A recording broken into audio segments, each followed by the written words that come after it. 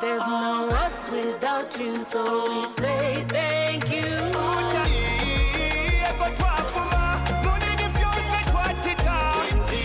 Started from the bottom, now we are here.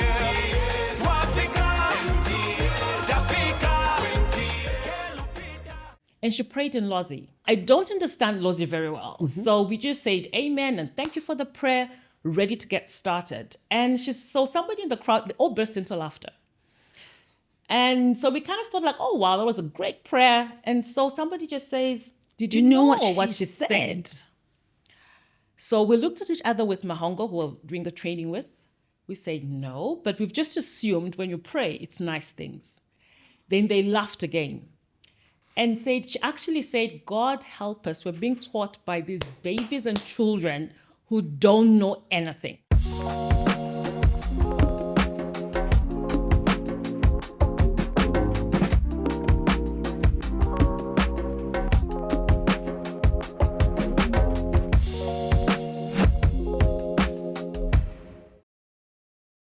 This morning, I am so delighted to have in the house our sponsors, actually, but also from MTN.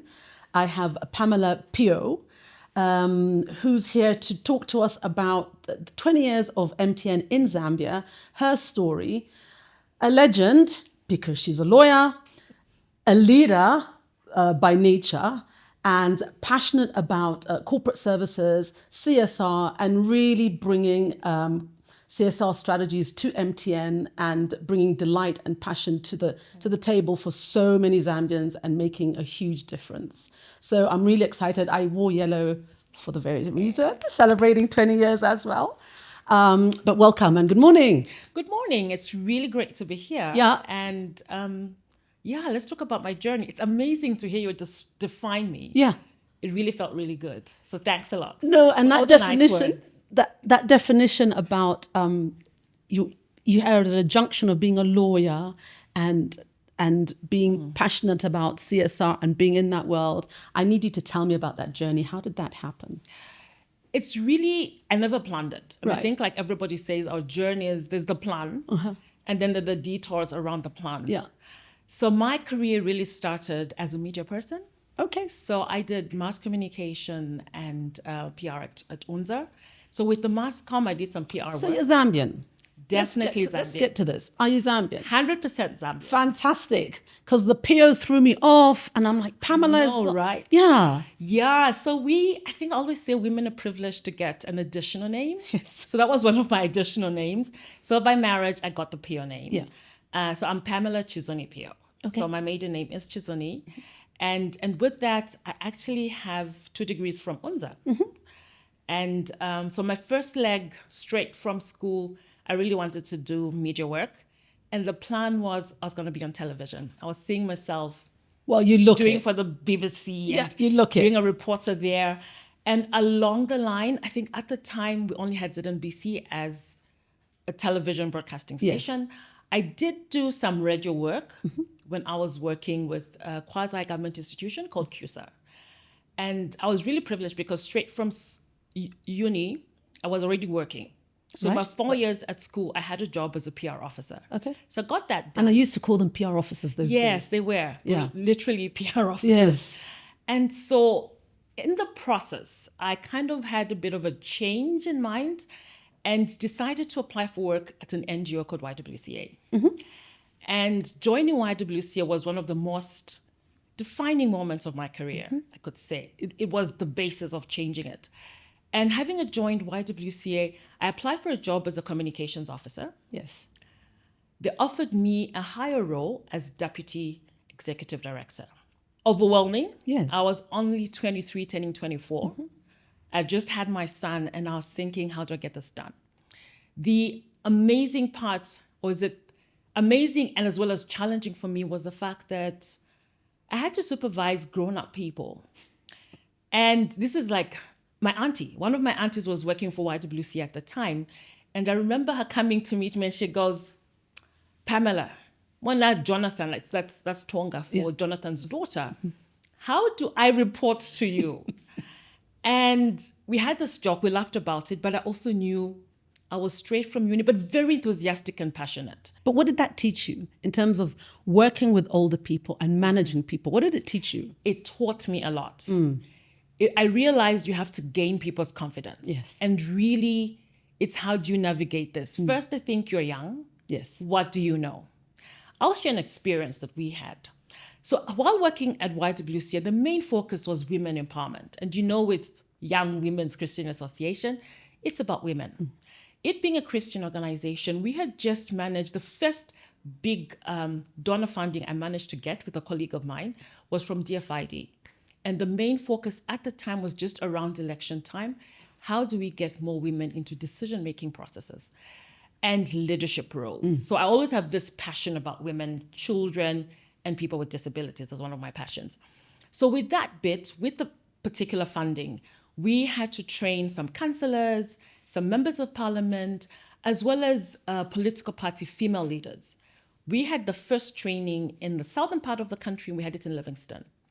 So we call all these women, and the women who were in politics at the time were our mothers. Right. Some of them are grandmothers. Yes.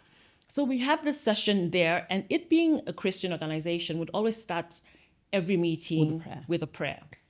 So a person volunteers to pray. We said, can anyone volunteer? One of the, I won't mention her name, one of the MPs says a prayer.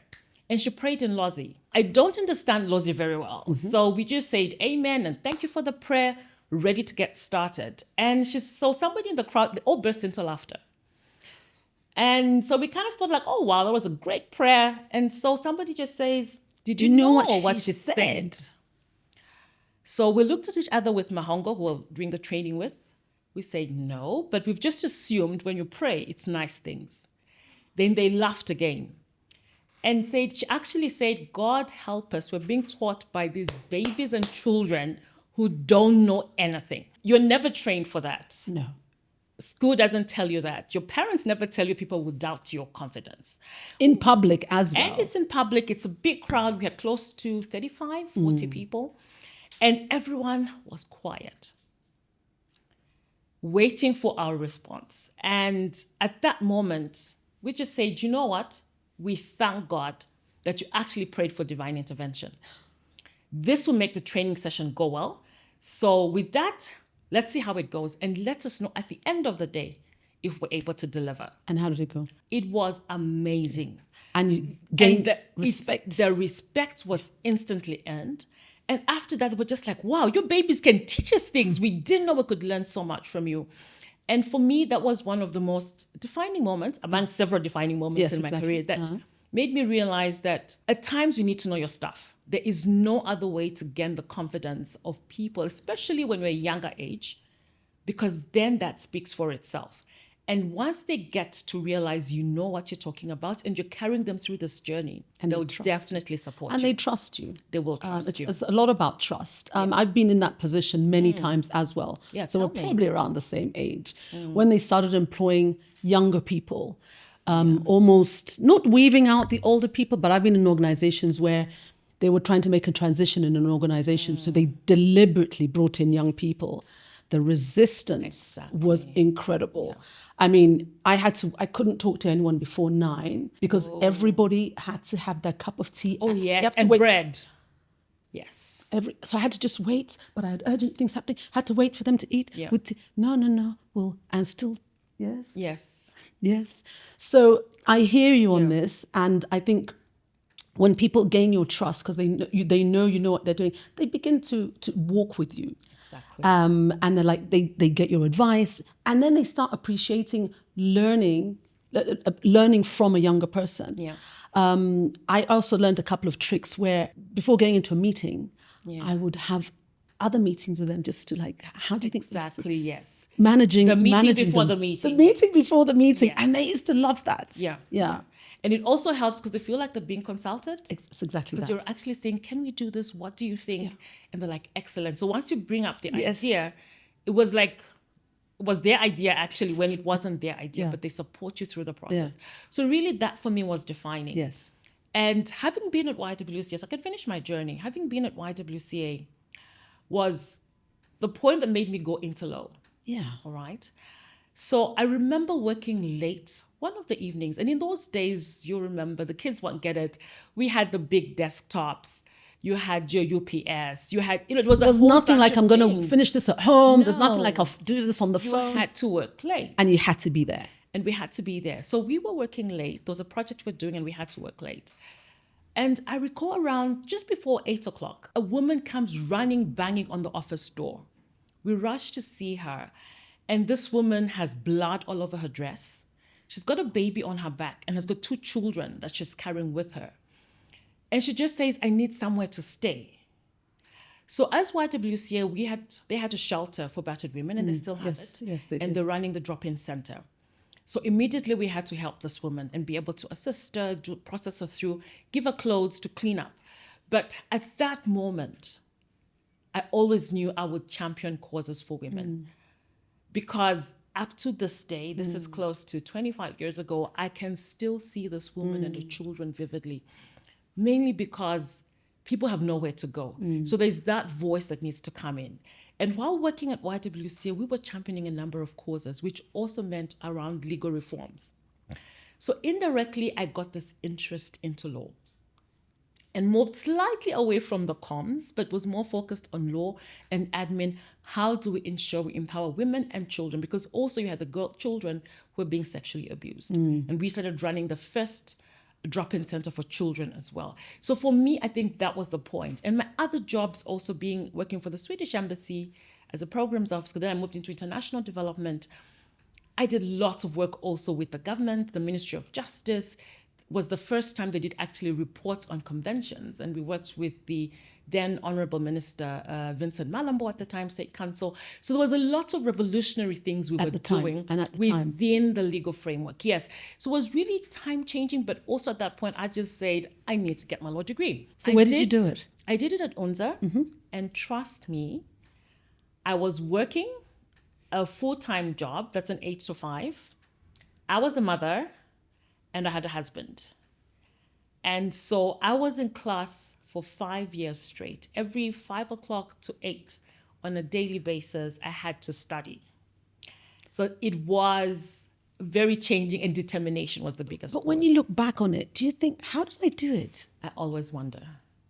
So I'll tell you, I was pregnant in my 4th year. I did my classes, had my baby, that's the Pamela you're seeing, and 5 days after delivery, a C-section, I was writing my exams. I remember the dean at the time of law school just said, what are you doing? Where's the baby? Who's with the baby? I said, the baby's with the father, and I'm finishing school with my class. Oh my God. So really, it was very pivotal for me. Yes. But it's also seen me grow. Yes. And it's a sign, always feel like if you're really determined, nothing gets through. No, I agree. Yeah. And I'm just wondering if we see that today, if there are people who have that determination, especially the younger generation, do they have the appetite? Do they have the energy? Do they have the drive? Exactly. I hope they do. I but pray so too. I don't know. But that's an incredible story. Yeah. So you really landed in the hands of CSR strategy, planning and driving at MTN. I want to hear how you joined MTN. It's really one of those, I've been in mining. So I've got 13 years experience in the mining sector. Mining as well? Yes. How? So in between, there was a bit of a spin around. So got into mining. So with the mining part, I worked for a law firm. So once I had to quit my job at the embassy because I wanted to do my Ziali. Right. And they couldn't take me on. I couldn't do it both ways. Yeah. So the decision was to quit a good paying job, well-traveled, everything else, to have no pay and do a year of Ziale, which is stressful and everything else. Which even up till today is traumatizing. It is. I actually tell people, even if you offered me $100 or $1 million, I wouldn't go back to Ziale. It's a nightmare. And I'm sure you just did it once and that was it. I had to do it twice. I did a reset, but that was it. So this is now almost 20 years back. I did it. So with that, I went into private practice.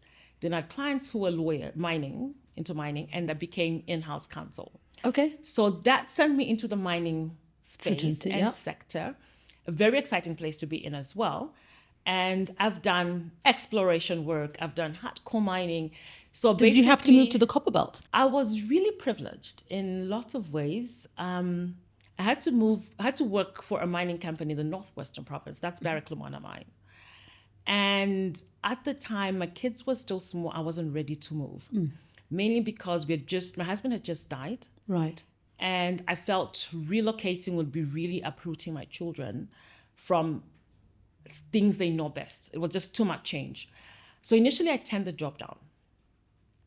They came back 3 months later and said, we failed to find a person. We can meet you halfway. So I would spend 3 weeks in Lusaka and 1 week on the mine site in a month. And that was perfect. Oh. And at times would be slightly more if there were things happening, which was okay because then I was flexible. I didn't have to uproot my children. Sure. So that really worked well. So with that mining sector, it's an amazing space to be in. But then 13 years in a sector, you start feeling like I need something new. I can do this now almost with my eyes closed. Like I know the drill. So you're doing your regulatory work, you're doing your legal work. Were you also doing communications? A little bit of comms as well, because then we had they go a hand in country hand. manager. They do. Yeah. So I was privileged, and I tell people in lots of ways, I pray for that, and it does happen. So I got to do part of the comms, and I told them when they were recruiting me at the interview, I said, I want to do 80% legal and regulatory work. The 20 can cover my comms and Yes. CSI. Yes. And I got exactly that. Yeah. Which So is I what did the you're comms also doing and the CSI, which is what I'm doing at now. MTN. Yeah. So now, then trying to find a new sector, moved to MTN. And how old was MTN then? MTN then was 15 years. Okay. So I've been 5 years with MTN. This Right. is my 5th year. Okay. And moved to MTN, an amazing place. Not just amazing because I'm there, but really it is so fast paced. It's you're like constantly doing this, literally. And I tell people, I thought mining was hectic. It's got nothing on telecom. No, telecoms is Yeah. look, I've also worked in the telecom business, and it's so competitive. Yes. Down to the last Exactly. cent is what you're working Yeah. for and at and chasing, down to last client numbers. It's all about numbers. It's a number game. It is. So I'll share an experience when I joined MTN. The first 3 months were so hectic.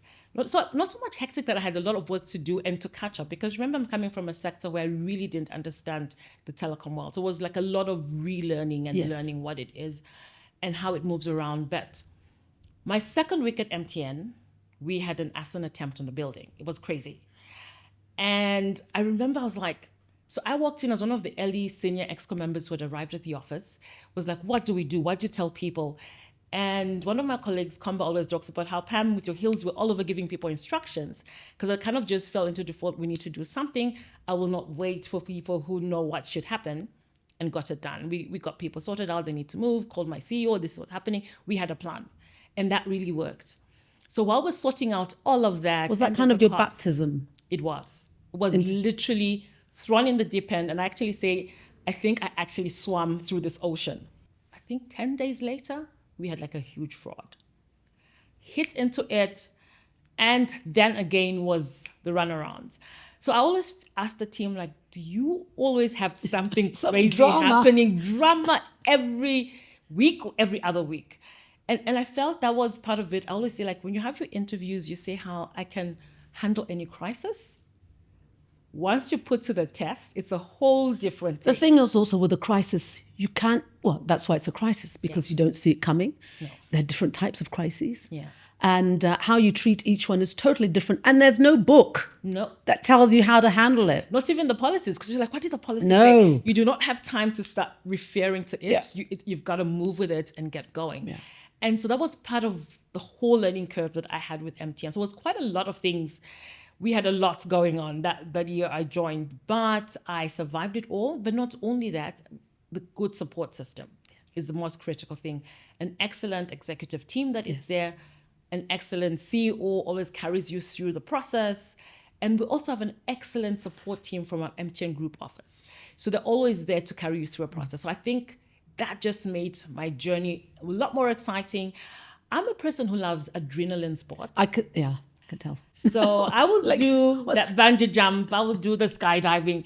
And I was like, guys, I don't even need to do my journaling stuff It's anymore. right It's here. here every day. I go through it. So And that's do you really my find, experience. loving that, loving Yeah. to hear that. Do you find that every day is not the same? Because those are the jobs that are really exciting. It is. You can't go Every in as day is different. You've got your things to do. I think those days are gone, especially in your industry. Yeah. Because you just don't know what's coming. And no matter how you plan for it, you actually probably only do less than 10 or 5% of what you had done. It's always something else. Yeah. You get an urgent meeting, you need to go and see the minister, you've Yeah. got this, a crisis has happened, we need to make an intervention. So I always describe myself as the fixer. Oh, we love that. We love that. So I'm always like, yeah, I'm the fixer when I Get it introduce done. myself. Pam will so get it whoever done. messes up, I'm there to pick up the pieces and get it sorted. Look, it sounds like it's an amazing family. We had Comba here a couple of months ago. Yeah. We had fun. We had a really great Oh, that's conversation. really It was good. really That's good. good. Yeah. And I get the feel from all of you that you're just so passionate about about being at MTN. It's like it's a family. You know, like you say, whether you're getting support from, from head office or group, but it feels like everyone's driving in the same direction. Yeah. The energy. Do you guys have a gym in there? Because you guys have so much energy. When Comba came here, the was room like was always- shaking. I'm like, wow. No, that's the MTN we have. Yeah. It's a place where you really need to be bold Yeah. as a person, but not only bold, but very agile because of the different changes that come through. Things are constantly happening. But also what we have greatest is the can-do spirit. And I think I've worked several places. You never really feel it as much as I've felt it at MTN. Do you feel empowered? Very empowered. You're empowered to make choices, make decisions, but also make the suggestions.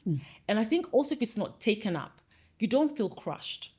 Right. Because you know you will still have something else to contribute to the process. It's actually being part of this family. And I think it's like the families we have at home. If you come from a good family where you're pretty close, I come from a very close family. I feel the same at the office because you're literally walking around and you're like, guys, can we do this? Yeah. And there's And always people somebody listen. who will People listen, listen. and support the initiative. But with all that drive, energy, and actually, I don't know many organizations that still really that have that because it's very difficult to keep a team going, Yeah. And a team for 20 years, eh? Exactly. Yeah. But there must be there's empathy and there's compassion with all of that. Because when I look at all the work that MTN's doing in terms of CSR, Yeah. it's amazing. And 20 years of that. So tell me what the direction is for that and why are they doing that? Because you know what? A lot of organizations do it because they have to. We have to show we're doing things. Yeah. Is it real? It's very real. For me, I went through it and I was just like, wow, amazing stuff. Because not only do you have a chance to actually suggest the projects we do or programs we contribute to, we also get all the stuff involved. So I'll talk about our yellow care, which is the biggest thing that we do all the operations within MTN. And Yellow Care is focused on being a volunteer program where all staff contribute. And you start from the planning stage way before you get to the 21 days of Yellow Care itself, which is 1st June to the 21st June. You actually start with a process where staff members contribute to ideas of what projects you can have. We always get a theme. This year's theme was down to the grassroots. Back to the basics, connecting with the grassroots. And for us to be able to go down and connect down there, it actually meant staff making these suggestions. What can we do? So what did it look like? Oh, it looked excellent. Yeah. What did you do? We focused on, as MTN, because we're looking at aspects around ICT and digital transformation. That was really it. We launched Yellow Care in Kalabo. We drove close to over 700 kilometers to get there. The road is bad. And the community we went to is also out of Kalabo town. We got stuck in the sand, so we had to use an ox cart at some point, but it was just exciting. And I remember one of my team members asked me, like, Boss Pam, why? Why here? Why do Yellow Care this far? Because at that point, we didn't have the right cars to drive in the sand. And there's also a certain technique you use when you're driving in the sand. Yes, yes. So if you don't know that, you're literally, at some point, the car was just digging itself. Yeah. And those were the questions like, did we really have to Why? come here? And for me, it was, we are connecting at the root. And where are the roots? It's back to the people who are forgotten. And we went back there for lots of reasons, because one, this was a partnership we had with Oxfam. Okay. They had approached us and they mentioned they're doing a project there. And these are people who are beneficiaries of the social cash transfer. But the shocking thing is they don't have phones. It's very basic. They don't have phones. They receive the social cash transfer money via mobile money. Okay. So we're using Momo for them to get the money. And when they shared the story, I was just like, we are coming.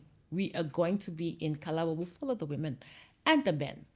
And this is because they don't have the level of poverty. Means even if they get that social cash transfer payment, they will not use the money to buy even a small, simple feature phone because the needs are more. They were hit by the drought, so food is really a problem for them.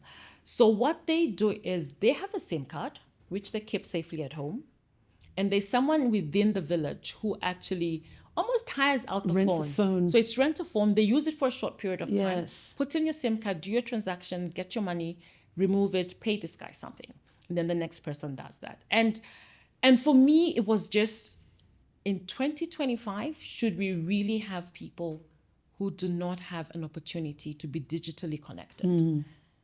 And that's the reality of the community we're living in. That's the reality of the Zambia that we have. So being able to do this, and there was one of the elderly women who was, because a lot of them, we focus on the most vulnerable people, the elderly women, elderly men, people with disabilities. She was so overwhelmed with joy and tears that she can actually own a phone. And this is a smartphone. So you went there. We went there. As a team, and what did you do when you got there? So we went there, got there. So apart from just being able to give out the phones, we had partnered also with teledoctors. So we were able to talk about health issues and give them an option to be able to, if you need a doctor, you could use your gadget and consult a doctor. We're able to, at the same time, talk about entrepreneurship, because we do recognize that as people get the money, you can still make good use of it, not just for you to just eat and meet your basic needs, maybe invest a little bit into a small business. So our team were able to talk about entrepreneurship and how they can be able to grow this money. We also did focus on issues around fraud, because we did recognize that with them having access to financial inclusion, automatically they become targets. So they need financial, education. Exactly. So a lot of financial education, financial literacy was given to them. And we also used, one of my other passionate projects is around child online safety. So we've been championing this as MTN. And we call it a Help Children Be Children campaign. We also want to ensure that children remain safe as they use online services and as they have their gadgets. And because we're doing the program at a school football ground, we had school children come through. And that was also an opportunity to just teach them on what they should do. Obviously, they will be the ones helping out the parents on how to navigate a phone. But they had to also know that you've got to use the phone and be safe online as well. There's no us without you, so we say thank you.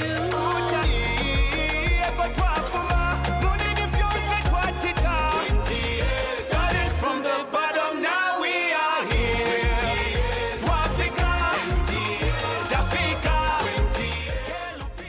One of the things that I know an organization faced was, this is talking about children and how if the parent is uneducated, they used to give the child the phone to do like the transactions, but the children were stealing from the parents. So they'll come to the bank. And complain. Like, someone's taken money. We're like, who did you share your PIN with? No one. It can't be my son. We're like, let's, even at the ATM. And you can, that's true. Yeah, there was a lot of that where they would use children because they weren't they weren't educated, even financially illiterate. Even at the ATM, they'll take their child to do that, and the child would then go transact and get more money. Go back to the ATM. I mean, it wasn't really funny, but it used to happen. But I think those things are going away now, and obviously, you guys are doing a really great job in terms of education. So, in addition to that, we had to do a lot of digital education as well. Yeah, we see this need to just give them the basics. And it's reminding people you can do more with your phone. It's not just your WhatsApp that's on it. It's also the fact that you can keep your records. You can be able, even for those running a small business, you can actually keep your records on the phone. Yes. So it's trying to help them to realize that a phone is more than just making a call or just being able to receive your text messages or receive messages on WhatsApp, but that you can actually use it as your little computer that can be able to store your records and do amazing things. So really, over time, and from what you're telling me, MTN has been so impactful for so many people on so many different levels. It's obviously something you're going to continue doing. Yeah. I wasn't there for your 20-year party or No, event. we're still partying. You're still partying? Still partying. Okay. There's still a big party. Everyone that comes here, don't forget me. We will not forget you. You will definitely be there. Need to be there. Yeah. Where do you see this going in the future? Just continuing on the same path or growing it? So I think even as a business, we've been having our ambition 2025. So this is the year that it's ending. We're continuing with beyond 2025. So really part of our focus is we're doing big and greater things. So our focus will still remain on issues apart from the usual commercial side. So aspects of digital transformation are critical to what we do as MTN. Issues on financial inclusion will always be at the center of what we do. We recognize the value our customers have, but also how transformational it is. I'll share something, a little story. I love telling stories. So I'll tell another story. The Minister of Telecoms, of Technology, had asked us to partner with him to launch a site we had set up in one of the rural areas. So this is in Northwestern Province. And so in Northwestern Province, we got there with my CEO with about, let's get going, we're going to see what's happening.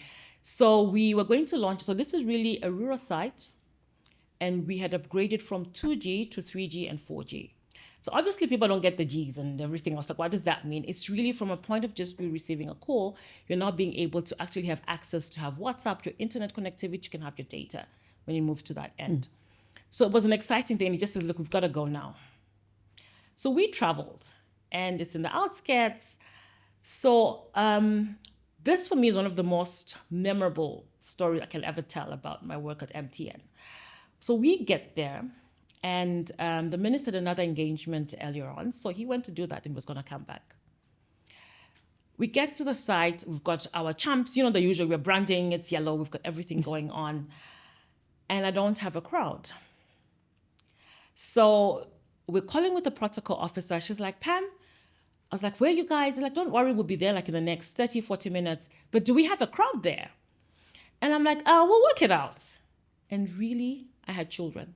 And you know, not children like 10s or 11-year-olds. I had like kids like 3-year-olds, 4-year-olds. As the crowd. As the crowd. And I'm in a panic. My CEO was like, Pam, relax. Like, don't worry. I said, the minister can't come to officiate at a site with babies. I said, these are the things everyone laughs at. We can't do that.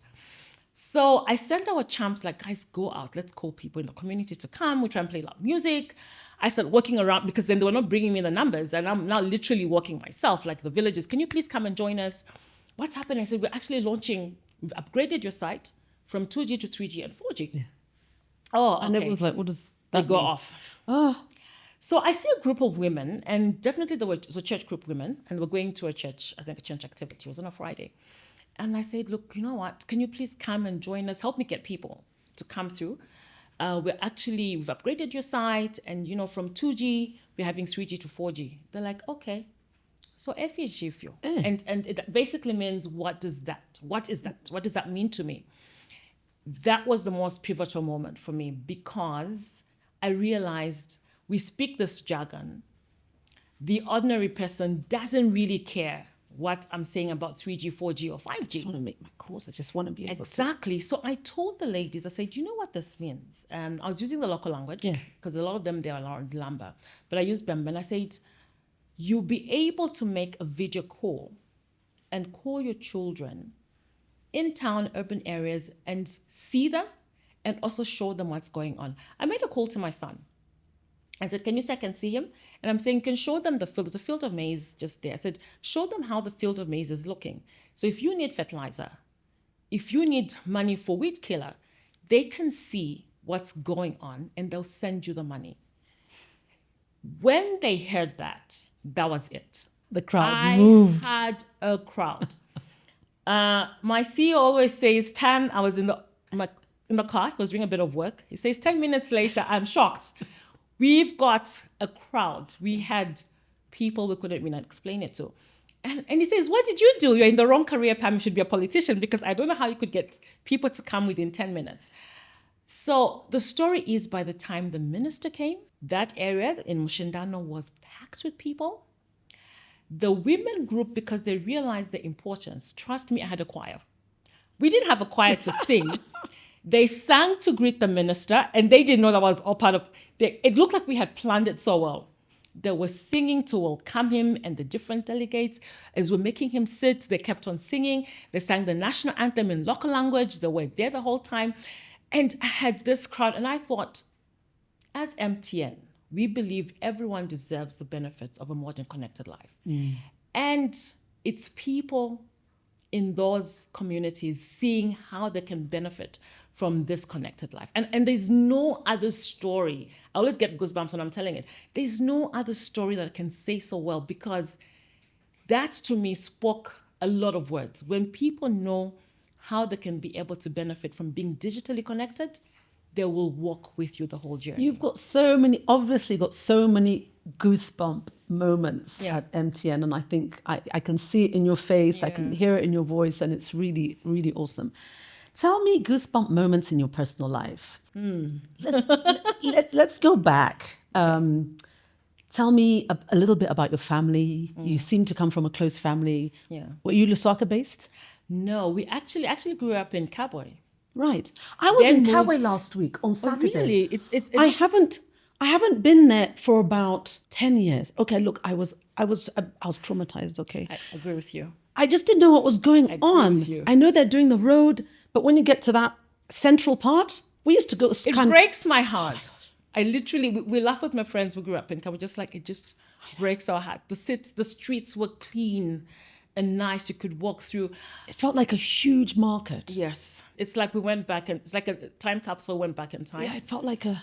And that was it. But I grew up there, Yeah. went to the convent school, so I was at a girls' school. And how many of you are you? there's 6 of us. So we lost my other sister last year, but there were 6 of us, and we've only got 1 brother. Okay. So I come from that home, and I'm the first child. And so being the first child automatically means you become like the deputy or assistant mom. Deputy. I always felt like I was the deputy mom, because I tell all my siblings, I literally took care of you, and you are responsible for cooking. The house had to be clean. Whoever broke and messed up, whatever you were bitten for having had On not, their behalf. Exactly. I'm like, I didn't break it. And like, you were the older one. You should have controlled your siblings. And you're thinking, how do I control my siblings? But that's really the environment I grew in. So it's really, we're very close-knit. Even now with my siblings, we're practically inseparable. My mom and dad brought us all together so well. I always feel the 2 of them are my idols for different reasons. My dad was very professional, worked as a civil servant, so worked through that line. But also, the story I always tell people is how he made me read leadership books at the age of 13 and 14. I couldn't understand one thing from the other. But he always did that. So he inspired me a lot in my leadership journey. I remember reading See You at the Top by Zig Ziglar, and he would take you through the process and why it's important and explain some of the things, but I only got to appreciate it as I grew older. Like, that was what Dad was talking about. Yeah. So it was always my go-to. So my dad passed away, it's almost 8 years now. And my mom is phenomenal for different reasons. Yeah. She gave up working to be a stay-at-home mom. And when I was young, I never understood it. I was just like, who does that? Because I was always going to be a career woman. I was said I was going to be that. I wasn't going to be like my mom. But also now I look back, we came back home from school. There was always mom there, and she was doing something. But she never just sat home as a stay-home mom. My mom is very entrepreneurial. And she was constantly running one business from the other.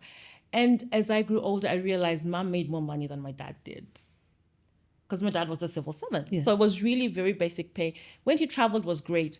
But mom with her businesses, and she was always running multiple businesses. And she'd try different things and never give up. And and they brought her more income. Yes. So now I look back, I was like, she's a very smart woman. Leadership Exactly. in a different cover. Very different way. And I feel with both of them, Yeah. they have taught me to who I am today. And I really appreciate mom and dad for that. And also just the confidence. Yes. It's one of those things you never get anywhere. I'm tall. My dad is tall. My mom is short. And there was a point when I started stooping because I grew taller than my friends at that age. And my mom bought me high heels. So I still wear very high heels. She bought me the heels and said, you will wear the heels, you're tall, and you will walk straight. And it was very phenomenal because at that moment, I actually felt like I wanted to shrink away. And she told me, you don't shrink, you stay up. And I think since then, I'm this person. So would that have been the point where you picked up your leadership skills or realized, when did you realize that I can do this and I am a leader? Because whether you like it or not, obviously you had those skills. Maybe they were hidden somewhere, but you're like, whether I like it or not, I'm a leader and I can do this and this is who I am. To be really honest, it took me a while to get it. Yeah. Because indirectly, I'd always get to lead causes without realizing I'm actually doing the leading. And it was one of the moments when my dad said, you are a leader and be proud of it. Yes. And that was it, that it actually rang, that I can actually galvanize people to do things and will get things done. Yeah.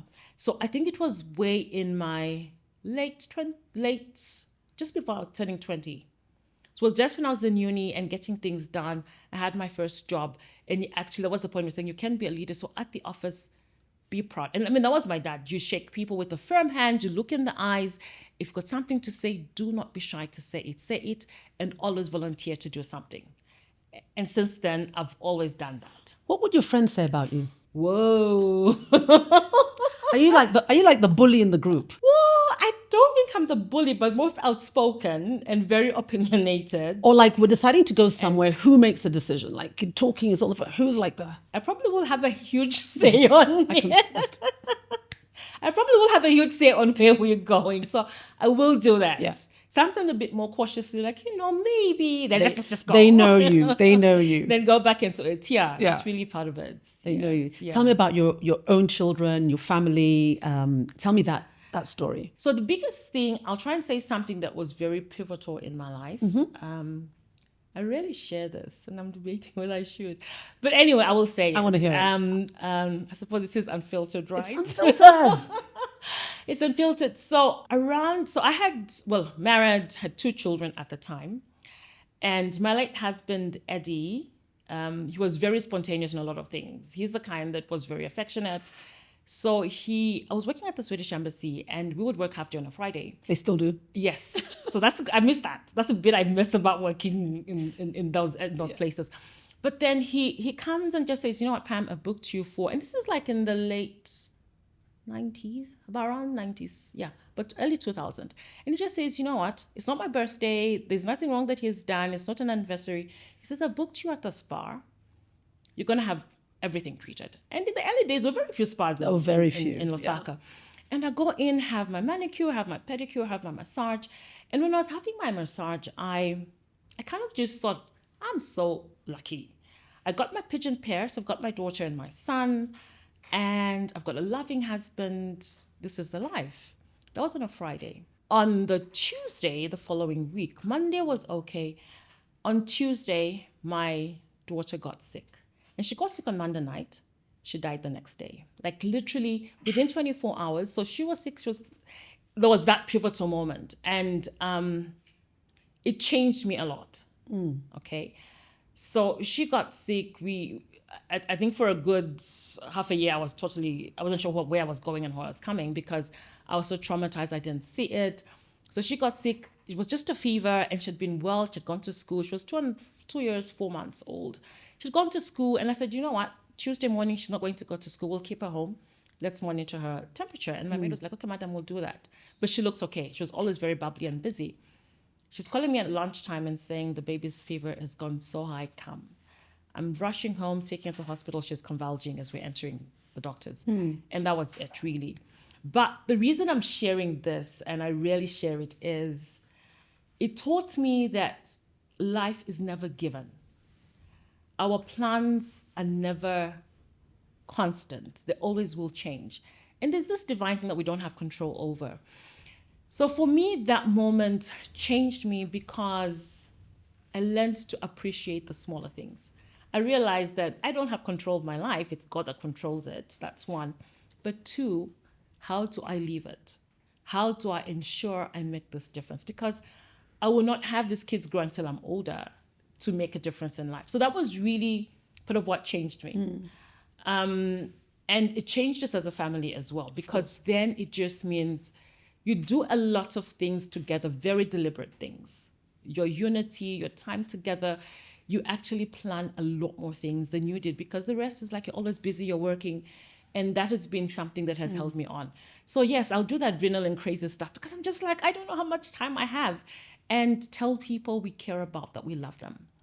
But also help the people that need the help, because I know I made a difference in someone's life, even if I don't know them. So that was part of the very pivotal changing point for me. My son is all grown up now, and we had another daughter after that, and that's Pam, named after me. And so my son did law. My daughter has just finishing her mechanical engineering. And also just have a very close family. So my siblings are always there. I've got friends I grew up with as a child still there, the newer friends I've met over time. But I think for me, that is really the family. So with that, it meant there are a lot of things I'll do very deliberate about because of that experience I had then. And So you'll count my blessings. deliberately be spontaneous. Very, very. You'll deliberately love. You'll will deliberately love. tell you, I love you. Yes. And I care. And you'll deliberately care. Yeah. Yeah. And I'll deliberately drop off flowers to somebody because there's nothing, but I just want to do it and show them that I care. And because of that also, I feel like it made me a very different, strong person. I'm sure. I probably was strong all along, but it's just this different layer that it gives you to realize that, what else can I do? I've got this time in this world. How do I make it count? And for me, that's the greatest thing. How do I make it count and still have fun? Yeah. Does religion play a key role in your family or close-knitness in your life? It does. Right. It does. Religion has always been there. I've grown from a very religious family. So that was always key and center in our home and with my parents. I was telling my daughter, she didn't know about this, that my mom didn't want me to be a lawyer. And well, at the time, I wasn't thinking of being a lawyer. But when I was young, when there were different career options, she had just said, no, lawyers are liars. They will do this. A Christian shouldn't do that. And in a sense, I kind of bumped off the law thing, but it came back in another way.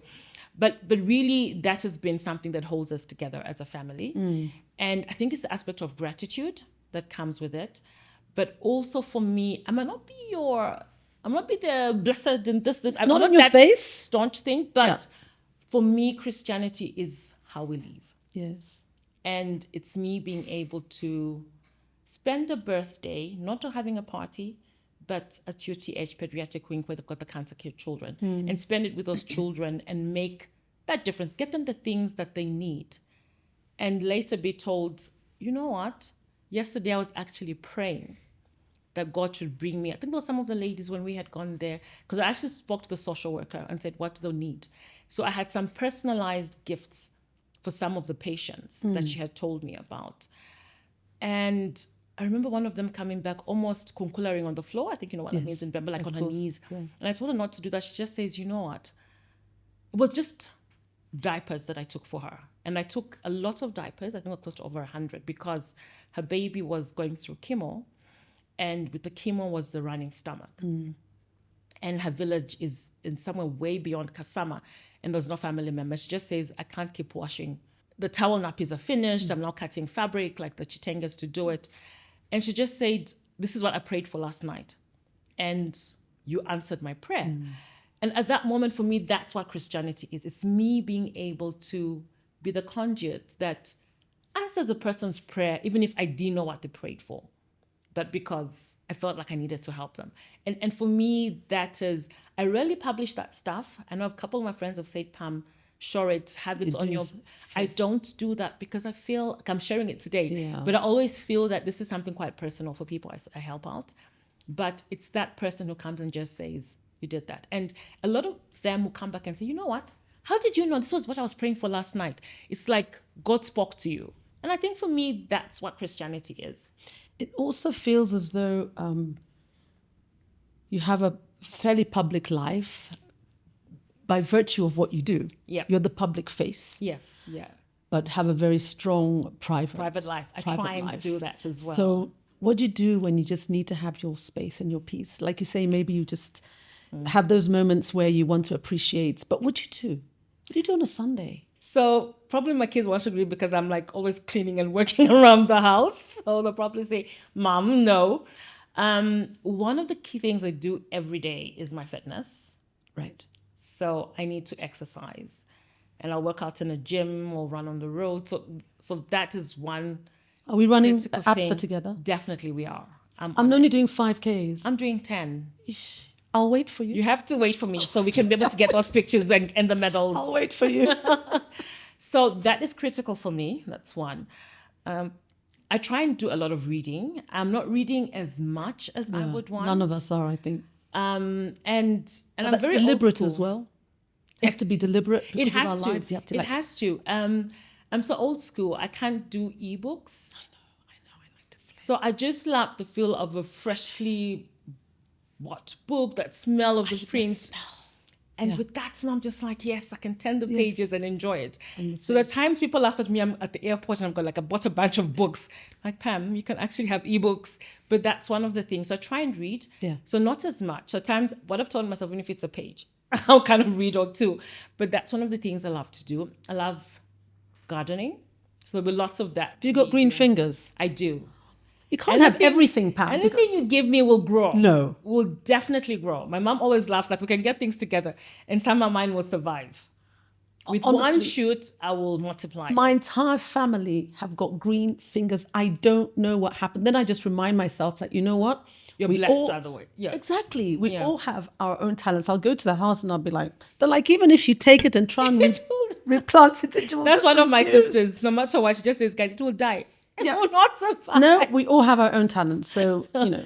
So I Well love done there. that. Yeah. And so I love with that. And I think apart from that also is at some point I used to do a lot of sewing. And I can knit. I don't do it anymore. I think sometimes I feel like I should get back to it. What's that basic one? I know everyone does that one. The back stitch? So you've got the back stitch, the hem. This one, then you, with the knitting. With the knitting, yes, with the crocheting and with the hook. Because you can do the crocheting, you can use with the hook when you do the crochet. You can do the knitting needles. The knitting needles, that one. Yes. There's that, and then And you. then you hook it around. Yes, yes. Okay, I think I might remember that. You one. might I remember might- that. Yeah. So there's all part of that, but I don't do it anymore. Yeah. So I think now is just the time to relax and watch a good movie. Yeah. I think that just helps out. Sometimes I fall asleep midway because Do you take leave? Probably tired. Do you take leave and say, I'm off? Or when you're probably one of those people who, when you take leave, you have to leave the country. Yes. Yeah. Otherwise, That's when it's- it works. That's what I know. Or go to a place where there's no connectivity because then, yeah, it's not going to happen. And you know, obviously, you're not somebody who'd be like, no, it's work. I can't later because it has to get done. I literally go on holidays with my laptop because I'm always saying like, okay, the phone, I might need to do something serious. So I just carry it with me. So we'll do that. I love fishing. Really? Yes. What I is it caught about? my big, was it an 8-pound tiger fish in the Lower Zambezi? Well done. That was last year. Wow. So What I is it love about? that. I don't understand It's fishing. the peace. It's I the guess peace. so. It's the time out. It's you and the water. And then and the sitting, sun and then everything sitting else. and waiting. Patience. That's the only time I'm very patient. Because I'm like, I need to catch the fish. Shh. So that's one of it. So when I get the chance to do that, that's something I really love to do. It calms me down. And it's just a good time to reflect. Yeah. All I can imagine when I see it visually, for me, it's the action of the. Throw it in and then, It's yes. that part I can't get my head around. But Yeah. being on the water, I totally. It's fantastic. I totally Yes. see that. Yeah. So that's really great. So I think all of that helps me. And also just spending time with family. So Yes. I try and host a lot. Then I'm cooking. So then I'm like, da-da-da-da-da. But still it's just good to have a full house Yeah. and have family over and host them around and cook. I cook everything. So my late husband was an excellent cook. And he could cook everything, Portuguese, Yeah. Spanish food. So there was no way I wasn't going to learn any few tricks from that. Good for you. Yeah. So that's part of it. Yeah. Tell me, you've done 5 years at MTN. There's the whole journey of Pamela, Pam. What is it for yourself personally? What does that look like in 5 years' time? Your children will be done. You'll be talking to somebody, but they won't. They're not going to be there. It's true. Yeah. It's very true. I still feel I've got lots to give out and be there. Currently, I feel there's a lot of change that could come through as well. And change in the sense of being more impactful in the programs that we do. Can we reach out to more people being at MTN, even with our CSI activities? Can we have stronger relationships with the government, with our regulators that we work with? And I'll tell you one thing that I also love being at MTN. It's being able to champion certain legal reforms. And that is something I've seen throughout my career, but it's being able to do that. And we have been able to champion certain legal reforms that have impacted the telecom sector. So I see us as being able to be there for that public policy changes and also move the country to this more digital transformation agenda. We've got AI, we've got all those things happening. And I'm very sure our world 5 years from now will be very different. What about your world?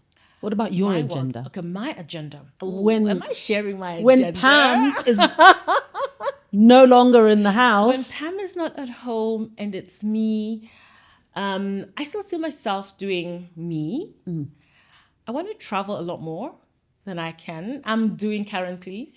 And I'm trying to figure out how I'm going to do it because I'm trying to put up a plan around it and do these longer travels, see the world. I love traveling the world and I've been privileged to do part of it quite a bit, but the places I haven't been to. So right now I'm like, I haven't been to South America.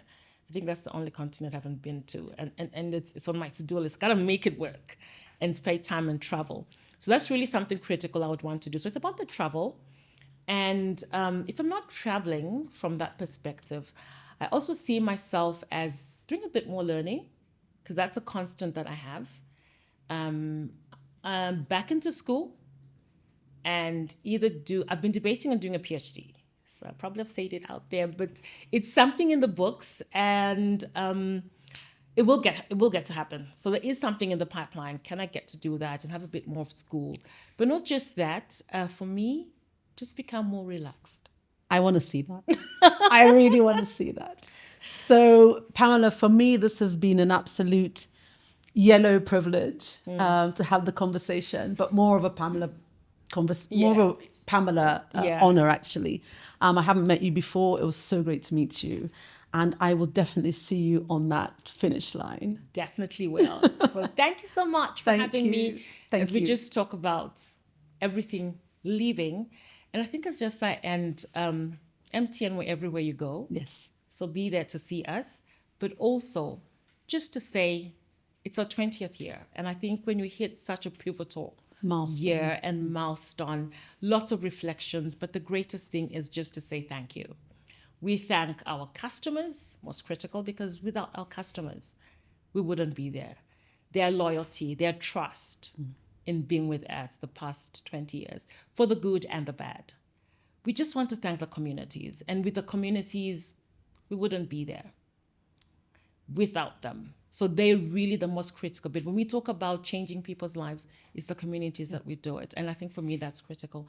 Our various stakeholders are also another bit. Our investors in the business is critical. But finally, the employees, the staff. You are the ones that make MTN tick.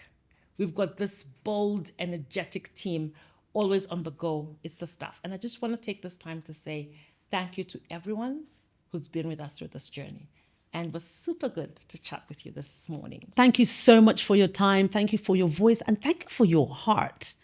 As MTN celebrates 20 years, thank you for everything that you do for them. And thank you for being the heart and the voice of the organization. So together, wishing MTN a great future and a very, very yellow future. Thank you, everybody, and have a yellow morning and a yellow day. There's no us without you, so we say